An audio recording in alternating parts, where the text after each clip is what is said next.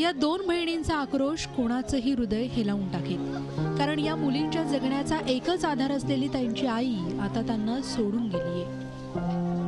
रविवारी संध्याकाळी दोघी बहिणी घराबाहेर खेळत होत्या। आजारी आईनं आवाज दिला, मुलीच्या डोक्यावरून हात फिरवला आणि अखेरचा श्वास घेतला।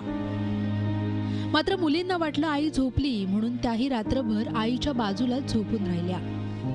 सोमवारी सकाळी आई उठत नसल्याचं पाहून मुली घाबरल्या आणि शाळेत धावत जाऊन शिक्षकांना बोलावून आणलं। त्यावेळी या माऊलीनं कायमचे डोळे मिटल्याचं लक्षात आलं। वडील गेल्यानंतर धुनी मांडणी करून आईनं सांभाळलं, मात्र आता तेही गेल्यानं या मुलींवर जणू दुःखाचा डोंगर कोसळलाय।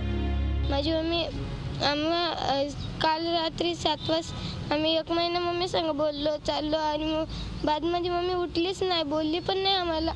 शाळेतून मदतीसाठी आलेले शिक्षकही या घटनेनं हिलावून गेले। अखेर त्यांनीच अंत्यसंस्कारासाठी पैसे जमवले आणि सर्व विधी पार पडले। सध्या या मुलींची जबाबदारी बाल कल्याण समितीने स्वीकारली आहे। सर्व शिक्षकातर्फे आम्ही 5,000 रुपये जमा केलेत आणि त्यांना मदत दिली। त्यांनी ते साहित्य आणले।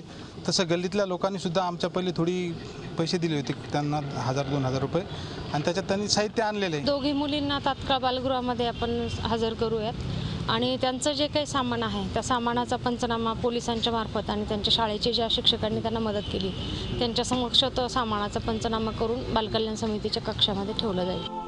लहान वयातच या मुलींच्या नशिबी पोरकेपण आलंय। त्यांच्या उज्ज्वल भविष्यासाठी आता समाजानं पुढाकार घेण्याची गरज आहे। विशाल करुळे, झी मीडिया, औरंगाबाद। झी 24 तास रहा एक पाऊल पुढे।